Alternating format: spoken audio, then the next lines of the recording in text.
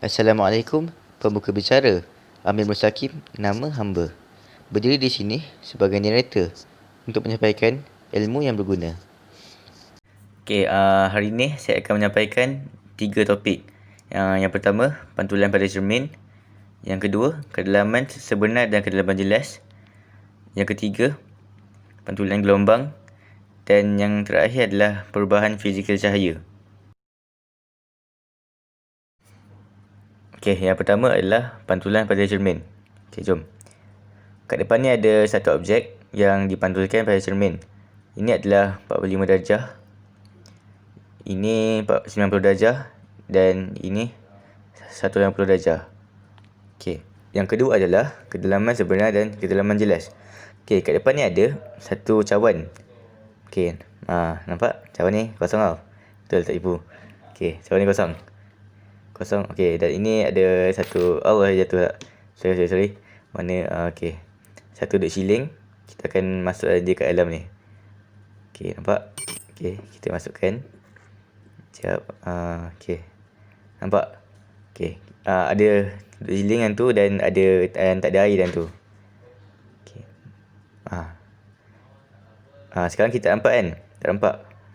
Tapi apa jadi kalau kita masukkan air? Kita masukkan air sikit. Lepas tu kita nampak siling tu. Pelik tak? Tu magic dia. Pelik tak cara berlaku? Saya di sini akan beritahu macam mana. Kat depan ni ada satu lukisan yang saya lukis pasal pembiasan cahaya. Macam mana boleh berlaku? Jawapannya adalah sebab pembiasan cahaya berlaku. Cahaya terbias apabila memasuki media lain, iaitu daripada udara kepada air. Ini adalah di mana objek sebenar, iaitu duk siling itu berada. Dan ini pembiasan yang berlaku kepada duk siling itu yang orang lain nampak. Daripada slide sebelah, kita boleh tahu bahawa CB adalah kedalaman jelas dan CA adalah kedalaman sebenar. Ini adalah kerana pembiasan cahaya berlaku. Untuk indeks biasanya. Indeks biasan iaitu N sama dengan laju cahaya dalam vacuum bahagikan dengan laju cahaya dalam medium, iaitu C bahagian V. Dapatlah C 3.0 darab 10.08 ms/1. Jom. Seterusnya adalah pantulan gelombang. Kita akan gunakan gelombang bunyi. Yeay. Eksperimen ini saya akan melantunkan bunyi daripada pembesar suara itu kepada dinding. Jom. Ini adalah bunyi terus kepada mikrofon.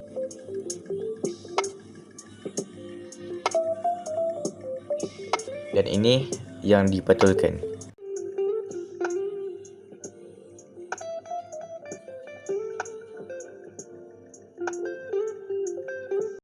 Sekarang kita akan bandingkan dengan gelombang yang tertutup, iaitu tidak dipantulkan. Jom. Kita memerlukan sebuah bantal dan juga pembesar suara. Suara dah yang paling kuat. Jom tengok.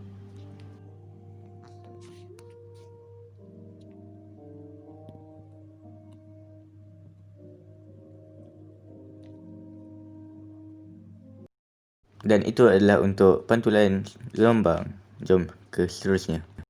Yang terakhir, perubahan fizikal cahaya. Untuk cahaya ni, saya akan bagi penjelasan sendiri. Apa pentingnya cahaya ni dan apa cahaya ni sebenarnya? Cahaya ni, dia penting sebab kalau tak ada cahaya ni, pesara semua dan kamu semua tak boleh tengok saya sekarang ni. Sebab anda hanya dapat melihat objek ketika ia menyinari cahaya ke mata anda. Cahaya ni adalah sejenis daga tau. Biasanya cahaya bergerak dalam garis lurus. Apabila cahaya jatuh di permukaan cermin, cahaya segera memantulkan kembali, tapi dia memantulkan bayangan terbalik. Jadi, sebarang tulisan muncul terbalik. Itulah fungsi cahaya. Banyak sebenarnya fungsi cahaya ni. Itulah dia penting bagi kita. Kalau kita tengok cahaya matahari kan, sebabkan seolah-olah warna putih kan. Cahaya putih sebenarnya mengandungi semua warna di pelangi.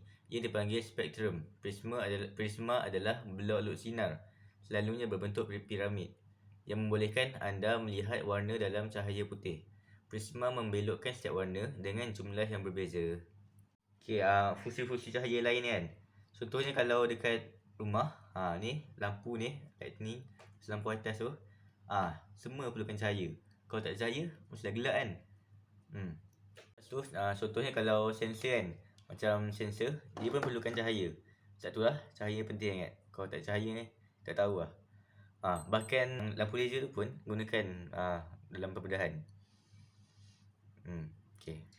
Untuk yang kedua itu perubahan cahaya daripada partikel pada gelombang dan gelombang daripada partikel. Okey, semuanya bermula pada awal abad ke-18. Argumen mengenai sifat cahaya telah menjadikan komuniti ilmiah menjadi kubu berpecah yang berjuang dengan bersungguh-sungguh atas kesaksihan teori kegemaran mereka. Satu kumpulan saintis yang mengikuti teori gelombang memusatkan hujah mereka pada penemuan orang Belanda Christian Huygens. Kem penentang menyebut eksperimen prisma Sir Isaac Newton sebagai bukti bahawa cahaya bergerak sebagai pancuran zarah. Masing-masing bergerak dalam garis lurus sehingga dibiaskan, diserap, dibantulkan dan difraksi atau terganggu dengan cara yang lain. Walaupun Newton sendiri dia ragu-ragu mengenai teori mengenai sifat cahaya yang dibuat tu. Tetapi dia punya sumbangan dalam komuniti saintifik sangat banyak sampai para penyokongnya abaikan semua bukti lain selama pentempuran ganas mereka. Itulah buktinya cahaya ni ada partikel dan juga cahaya ni ada partikel dan juga gelombang. Okay, sekarang saya akan terangkan macam mana daripada gelombang dia boleh jadi partikel. Okay, ada satu sudut pandang membayangkan cahaya seperti gelombang di alam, menghasilkan tenaga yang melintasi ruang dengan cara yang serupa dengan riak yang tersebar di permukaan kolam pegun setelah diganggu oleh batu yang dijatuhkan. Okey, macam tu. Lepas tu, pandangan yang bertentangan berpendapat bahawa cahaya terdiri dari aliran zarah yang mantap seperti tetesan air kecil yang disembur dari muncung selang kebun. Tapi selama beberapa abad yang lalu, pendapat tu telah goyah dengan satu pendapat yang berlaku untuk satu jangka waktu, hanya untuk dibatalkan oleh bukti yang lain. Hanya selama dekad pertama abad kedua puluh bukti yang cukup dikumpulkan untuk diberikan jawapan yang komprehensif dan yang mengejutkan semua orang. Kedua-dua teori itu ternyata benar, sekurang-kurangnya sebahagian. Okay, itu saja daripada saya. Saya harap semua ini berguna lah dan pensyarah semua faham apa yang saya sampaikan. Okay, terima kasih. Assalamualaikum dan semoga berjumpa lagi. Bye.